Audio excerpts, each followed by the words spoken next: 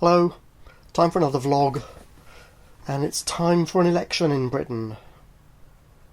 And it's kind of an election about Brexit, but it goes deeper than that also, in a way. I mean, as I guess we all know, really, do we want more Tory misrule? Do we want Brexit? Do we want another referendum? It's chaos. It's utter chaos. And although the polls say that Boris and the Tories are going to win, I think it's not actually at all so easily predictable, because there's a definite zeitgeist in the air, a spirit of the age, where people are wanting a lot more social justice. And I'm not talking about the much castigated social justice warriors that we get, you know, being offended at everything. Not that lot, but just actual down-to-earth social justice. Like an end to poverty and poverty wages and super rich sociopathic billionaires exploiting everybody and paying themselves fortunes but paying their workers almost nothing. You know, that kind of social justice. But it has to be said, the Tories have been in power for many years now, and they haven't fixed much, actually, it seems to me. But if we want Brexit, they're the party. There is a Brexit party, but if you vote for them, it's probably a wasted vote, except in certain constituencies. I should say that I voted to leave in the referendum, along with many people of my age. Younger people now, were we to hold a new referendum, it appears that younger people would probably vote to remain, mostly. And older people would probably vote for Brexit, no matter what, sort of thing. And there's an argument that, you know, we're on the way out, the younger people should choose. But they should have a choice, I guess. But they should listen to the voice of experience too, because the reason a lot of older people have voted for Brexit is not because they're being selfish. Far from it. We expect, I think, the economy to do badly after Brexit, if we're thinking about it. And older people's pensions might be at risk if things get really bad. Austerity would probably come back with a vengeance. Possibly. Anyway. Because if the Tories are in, that's the only thing they know. Right. The thing is that the older population have seen what Britain was like before Brexit, before we joined the EU, sorry. And they've seen how it has progressed in the 40-odd years since. And the changes on the whole haven't been for the better in many ways, in particular to do with values, actually. Social values. It's become a much more selfish, uncaring society, and the EU, being in the pockets of the globalists, is just encouraging that. Yes, they have some good social policies and some good privacy regulations and things of this sort, but still somehow they seem to be in the pocket of the big corporations, who are run by, it seems, sociopaths who don't understand basic economics. Yet they're able to make that money for themselves in the short term, but they're breaking down society to do it, in the same way as the corporations are breaking down the planet in order to make short-term profits. They're breaking down our social structures too. And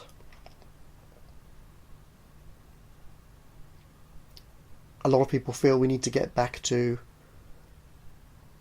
control over our social policies. Now, Brexit, they feel, is a way to do that, because we have a bit more control over our own stupid parliament than over the EU's system, especially the Commission.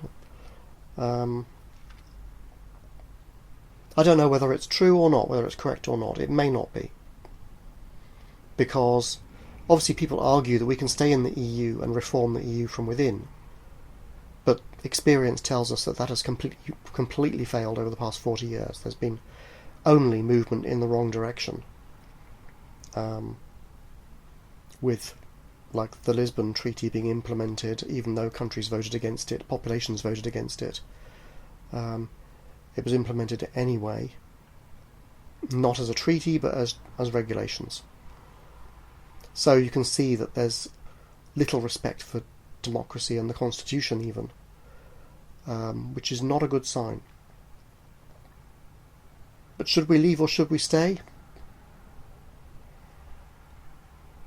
It doesn't matter if we stay if we can fix society in other ways, I think. And I'll sort of discuss that in today's vlog, kind of, because I haven't decided which way I'm going to vote. But first of all, why Brexit? There's two conspiracy theories, I suppose you could say. One is that people want Brexit and they want it soon because various billionaire and millionaire tax dodgers don't want to disclose their ownership of various hidden, squirreled away funds, because the EU is implementing money laundering and tax disclosure legislation. I think at the beginning of January it's coming in. Hence, all the rich people want to get out now, so they don't have to disclose their ill-gotten, illicit funds, right? Maybe, I don't know, maybe. The other is the globalist takeover of the EU, which is a conspiracy theory I tend to believe in. Okay. Certainly the West has gone neoliberal like crazy since the 1950s. It was fine up until in the 60s and the 70s, and it started to go wrong really after Margaret Thatcher. It really started to go wrong when Tony Blair came in over here. He was a Labour Party Prime Minister, but they were closet Tories, really, implementing globalist neoliberal economic liberalisation, taking off regulations, reducing taxes for the rich, and all that. Not to mention going into the Iraq War on an illegitimate basis, and at the same time implementing kind of socialist social policies in a bad way, with a lot of snooping and benefits going to undeserving morons who do nothing but breed all the time, you know, and exploit the system. But anyway, the EU didn't appear to prevent that. Far from it. One gets the impression it's kind of been going in the same general direction. It's compatible with it, let's say. Whereas before, in the 1950s, say, which I'm too young to remember, but the West was, or had been, doing badly compared with the old Soviet Union with its strong form of authoritarian socialism. which was really a kind of state-controlled corporatism, actually. And people in the West were getting agitated because there'd been a Great Depression, there'd been a massive war. So essentially, capitalism saved itself by implementing some of the good aspects of socialism, at least from a worker's point of view. Welfare benefits, national health service, certain degree of human rights, and allowing trade unions to grow, and so on. By the 1980s, the trade unions had become too strong and were agitating really in a revolutionary way. So Margaret Thatcher put them down, and she was, I think, right to do so. But it's gone far too far the other way now, and much too much power is in the hands of the corporates. And now is probably the time to rein them in by electoral force. And I think that's really what's going to be behind my thinking in this election. Brexit is an interference. It's an obscurer. It just gets in the way. So I'm thinking, forget about Brexit. It'll happen or it won't happen. The real point of Brexit was to improve social justice. I think that's why most older people were voting for Brexit. The Tories kind of think it's for them, but they're wrong. Okay, it's not. But if Brexit is cancelled, it won't be the end of the world. It'll probably be less chaos, but we will have to, if we want social justice, we'll have to have left-wing governments. And in that sense, Jeremy Corbyn of the Labour Party is good, because throughout his entire political career, until he became head of the Labour Party, he was anti-EU. A lot of his party, however, is pro-EU. Bought and paid for by the globalists, I guess. Strange for so-called socialists. It's all a total chaotic mix-up in these parties. But he wants to do something like Alexandria Ocasio-Cortez's Green New Deal type of thing. It's not just hers, I know. He wants to do something like that over here. He's more trustworthy with green or greening the economy than the Tories are, I think. They're trying to pretend that they want to do something, the Tories, but they've had lots of time. The polls say Boris and the Tories are going to be well ahead, and everybody is terrified of Jeremy Corbyn becoming Prime Minister because they think he's a Marxist. Yeah, well, he might be. It may be propaganda, though. It's hard to say. And he can't be a Marxist on his own. It takes a bunch of them to do something. I guess some of his party are. And it's completely obsolete. But he does want to nationalise the railways, the water companies, the electricity companies. I think that would be a good thing because they've been inefficient and expensive. The current market-based systems for running them doesn't really work very well and needs to be fixed. He wants to bring in a £10 an hour minimum wage. Fine. Personally, I want a universal basic income. A minimum wage, I guess you can see, is a step along the way to that.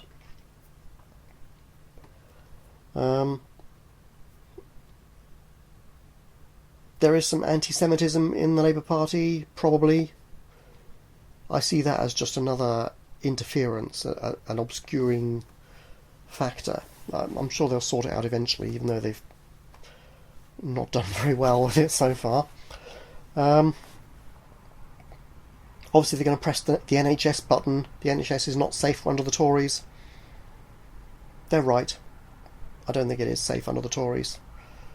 The Tories have this mania about privatisation still. It was a great idea when Margaret Thatcher thought about it, and now, of course, they're taking everything far too far.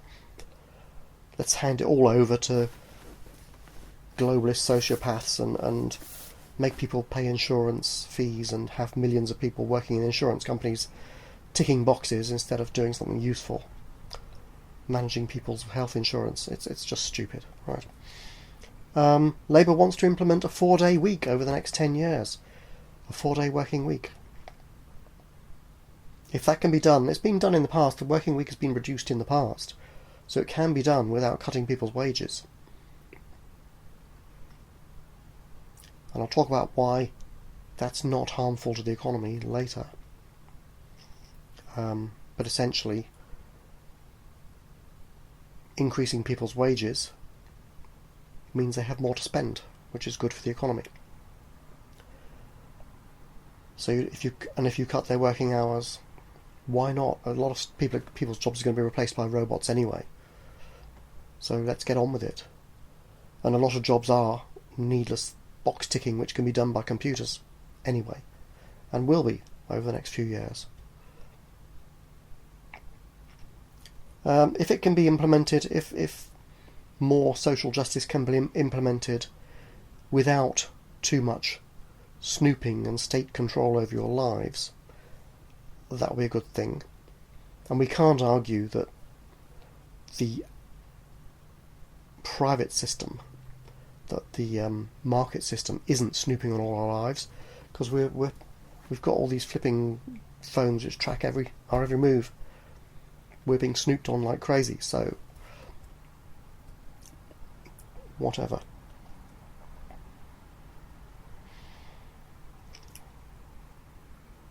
There's a Brexit party, but I think that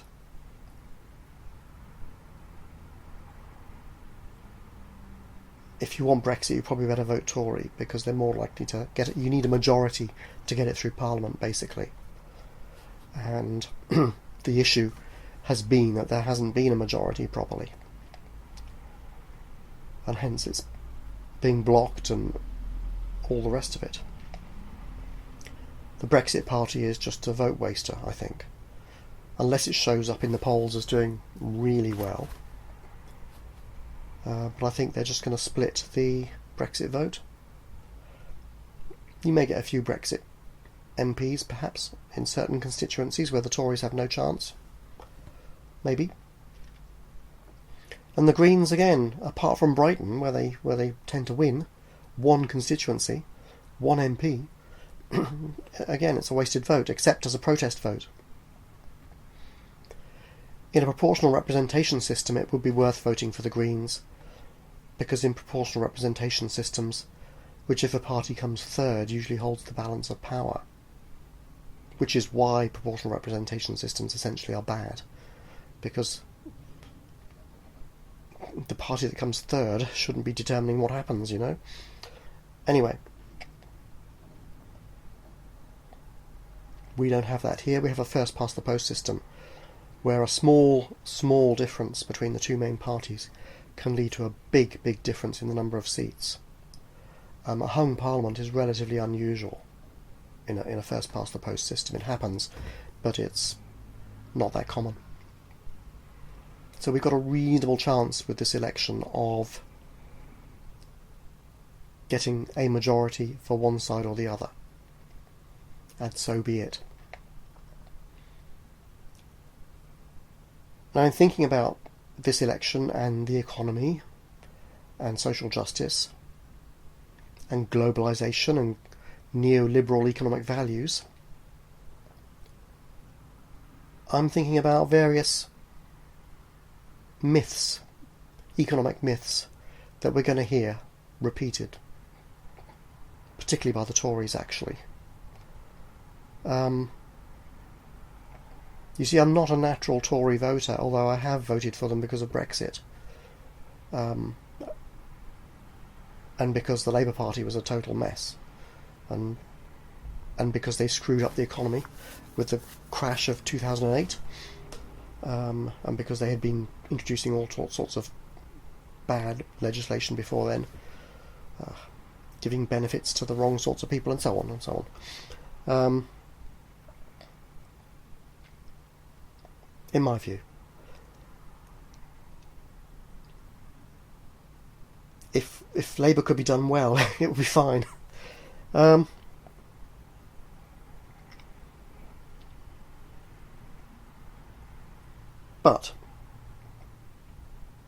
we're going to hear arguments about taxes and wages and things of that sort from the parties.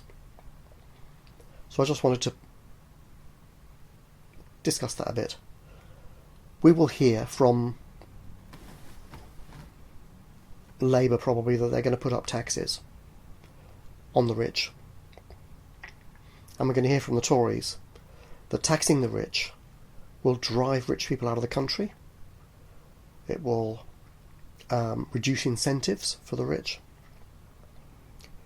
And it will reduce jobs, because these rich people will take their money elsewhere and invest in business elsewhere. That's essentially the argument. My view is it's false.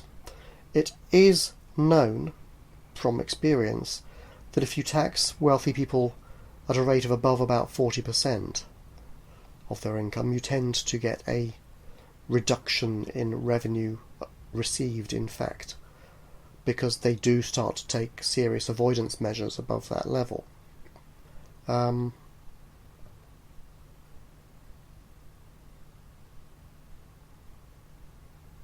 Labour will probably push it too far, but maybe they should. And in conjunction with a decent level of minimum wage, I would think £10 would only be a start. A universal basic income would be much better, and they have mooted it, but haven't, as far as I know, it's not going to go in their manifesto this time.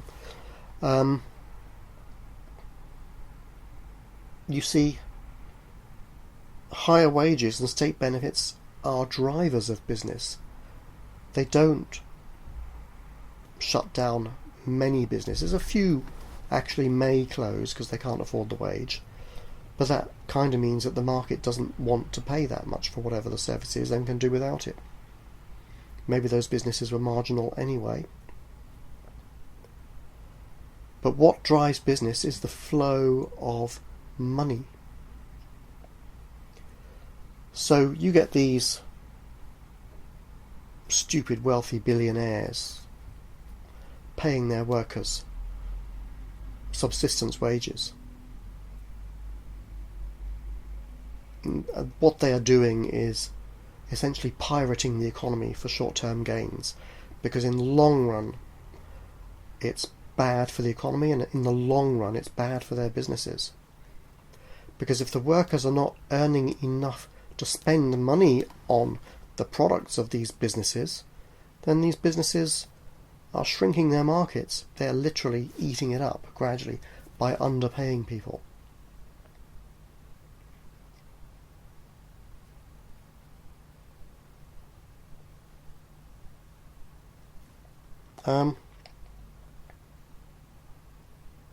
This is easy to demonstrate, actually, just with a simple thought experiment.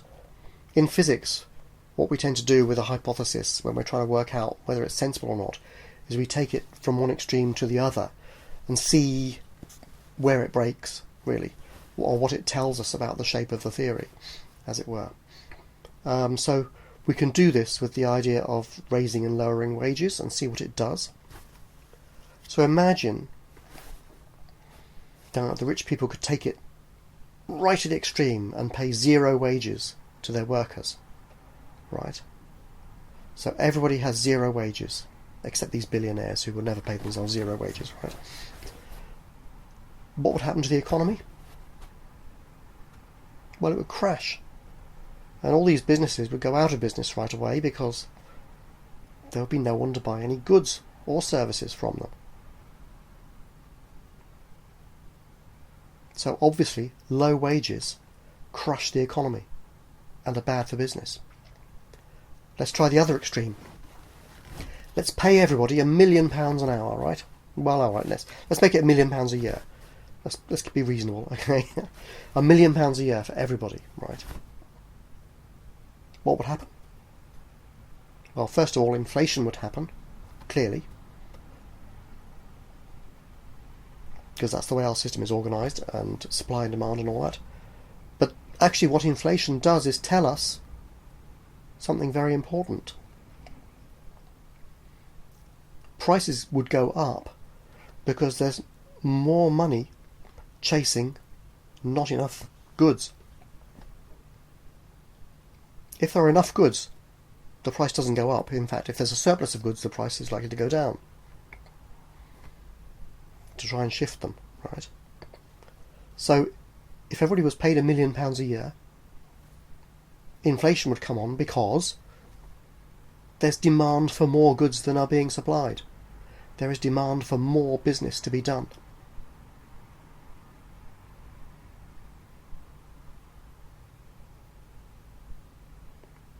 A lot of people argue that welfare payments are just encouraging parasites. And certainly I've had objections to seeing money being given to slobs and layabouts who do nothing but breed and smash up bus stops when they're drunk or something, right? And who have no intention of ever getting a job. Yeah. Those sorts of people exist, sadly. But the economic justification for welfare payments is that it gives these people some money to spend. It's not being done very well because they tend to be given just subsistence levels, and really they need more than that to be particularly good for the economy. And then you have the incentive of, well, why would I go to work then if I can just lounge about on the dole? Well, indeed, some people will do that. Some people will want to earn a bit more and get a bit of a better standard of living, maybe. But a lot of us are going to be replaced by robots, remember, and computers. And we can see, just from that simple thought experiment, that giving even layabouts money is good for the economy, good for business. That's why it's done. There's also, of course, moral justifications not to allow people to starve and all the rest of it, or turn them to crime. Of course. But purely from an economic perspective, we should be handing out money, basically. And this was even argued by Milton Friedman, the arch, capitalist of them all. Right, helicopter money, he called it. It makes the system work. The system used to be no benefits and crushing poverty, massive crime. This was back in like the 1800s and so. Lots of violence and crime and an awful place to be, basically.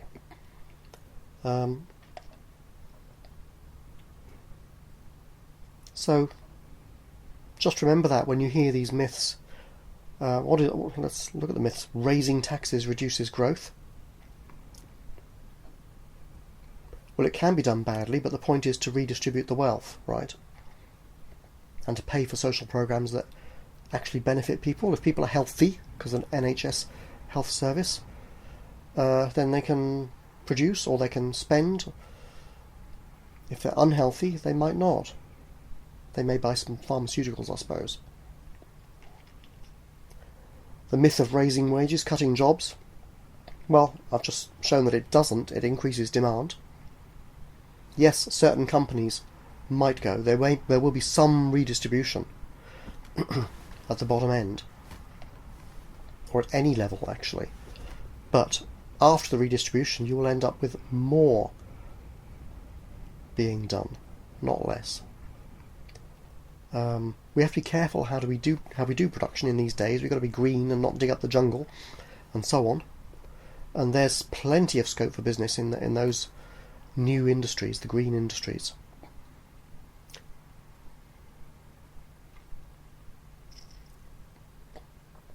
There's a myth that it's capital that creates economic growth and jobs. It's not really correct. It's the people spending the money, it's the flow of money through the system that does it. Capital helps a person invest. You know, you can, in the old days you'd buy machines or whatever. Now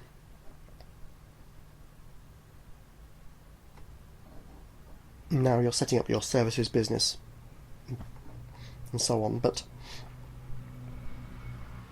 it's the people who are spending the money, who are earning the money, or if they're not earning it, they're spending the money they've been given from the taxes. It's the flow of money that makes the system work. Capital is a part of it, but it's heavily overemphasized.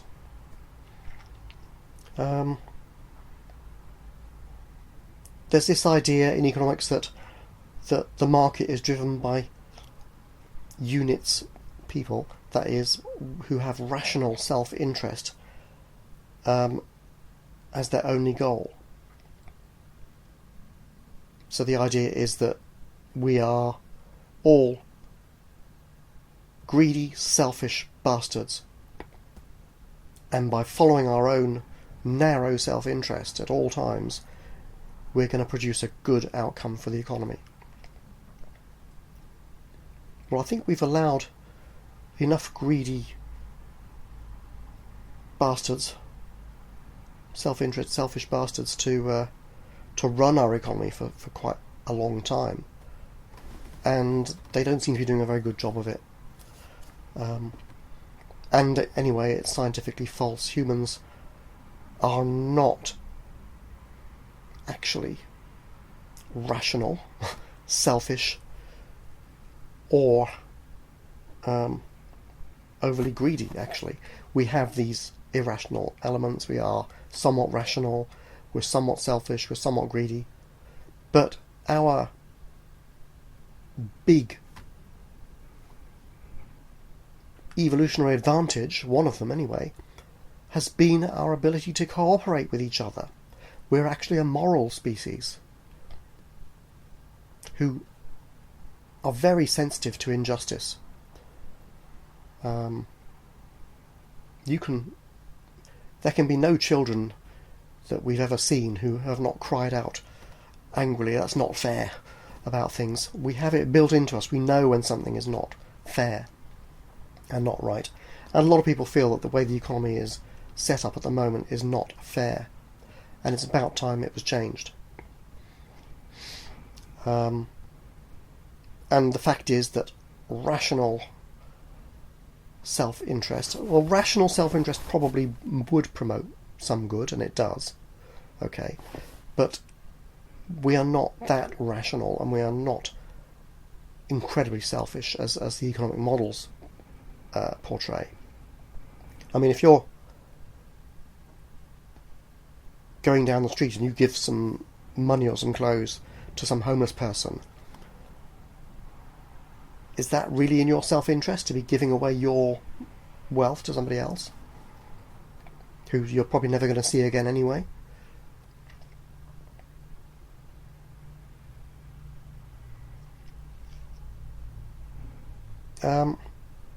What works, what produces wealth, what makes humans as a species dominant is our tendency to work together and to be inclusive, and our sense of fairness and fair play. Yes, there are cheaters and criminals and sociopaths who will try and buck the trend for their own narrow self-interest, and they can gain some temporary advantages from it. But because of our sense of fairness, we tend to put them down or put them in prison eventually. We've allowed them to run our societies for too long. But I think people are waking up to the dangers of that and are starting to, very slowly and fitfully, deal with it. It's a problem, and humans are good at solving problems. But we're also kind of, we do have a slave mentality. We just accept what the great and the good tell us far too readily. It's all easy to be cynical sometimes as well, but actually the majority of people, just like sheep, literally believe whatever the powers that be tell them, or I don't know what it is, but there's enough people waking up and demanding change that maybe something can begin to happen. There's a myth that markets are efficient and things are best left to market forces. Well, markets can be efficient and they can do things, of course, but a lot of markets don't do what we would want them to do when they're left to their own devices, and that's why there are regulations. Otherwise, you would have piracy and all the cheaters would be let loose and it would be chaos. It would be civil war, practically. So it's just nonsense. Markets can do things efficiently, but you have to set the rules so that you have things like level playing fields and so on. If you just leave it totally unregulated, it's not necessarily going to produce the result that you want. It will produce a result, but not necessarily what's good for the most people. It will produce what's good for some people and bad for others. So when we're looking at markets, we do need to control them. Another myth or story is that people are paid what they're worth. This is used to justify low wages and so on. Like, this person can be replaced by anybody else because it's a low-grade job, so we don't have to pay specialist wages for them. Meanwhile, the director's paying himself millions and millions, right? And quite often these directors are quite stupid people and not doing much of any good at all, really. Thing is, it isn't true. It's partially true that people are paid what they're worth, but the worth is measured in a different kind of way. It's measured, one, the company has to make a profit, so it will always pay you less than you're actually worth to the company, because that profit has to come out of somewhere, right? So it can't come out of your productivity, or you can't have the fruits of all your productivity, because some of it has to go to the profits of the company, which has to go to taxes to help the economy, and so on. And the other side of it is people are paid what they can negotiate as well. You can negotiate up to the point where the company really can't afford to pay. Okay. But at the moment, trade unions are so weak and mostly non-existent in most businesses that workers are not in a position to negotiate decent wages for themselves. And this has to be done either through legislation or through trade unions. A minimum wage is one way, a universal basic income is another, where everybody gets a flat amount regardless of whether they're working or not. Or trade unions is another way, but trade unions became kind of, as I say, kind of revolutionary, and there were strikes all the time. It was awful, really, back in the 80s. But at the moment, as I say, it's gone too far the other way.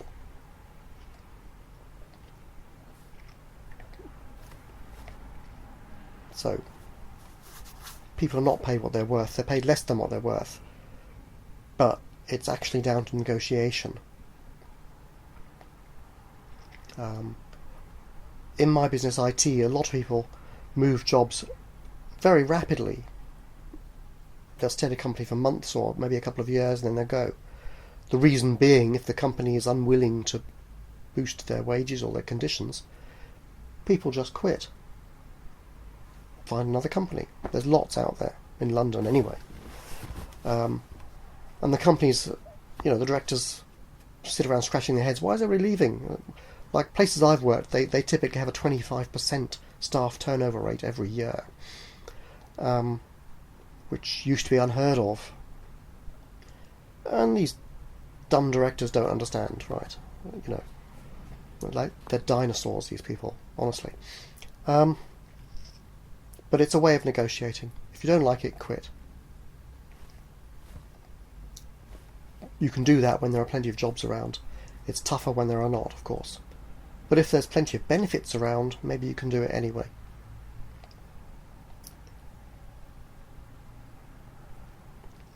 And speaking of regulating the markets, I want to give some examples of where markets don't work. Climate change. Our piracy of the planet is causing destruction, right? It needs to be regulated.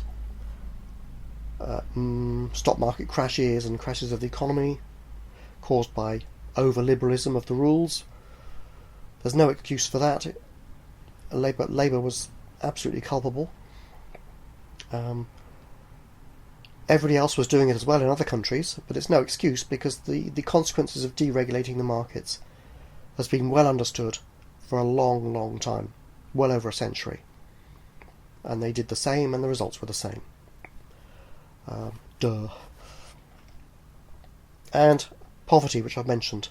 Markets will enrich some, and they suck all the money from some to others, according really not so much according to the market, but according to power balance in the market. So all these things, you get mass poverty when you leave things entirely to the markets. In America, they have like 2 million people who can't afford healthcare. They have many more who are bankrupted by the healthcare system because they're ill. It's so stupid, right? And so these people stay ill, or they stay out of the jobs market, they stop producing, and they're bankrupted, and they're out of the economy more or less. It's just a complete waste of people and money. Anyway, I'll be thinking of all these things when it comes to who I might vote for. You can see I'm leaning towards the left at the moment, regardless of Brexit, because if we do stay in, well, we will just have to reform this country and the EU and the world through the ballot box and through governments. That is another way, yes. We must bring the corporatists under control, though, one way or another. So, there you go. What do you think? Am I wrong? Am I right? It's a bit of a head-scratcher, isn't it, this election? And Brexit and capitalism and all that. Comments below, please. Okay, bye for now.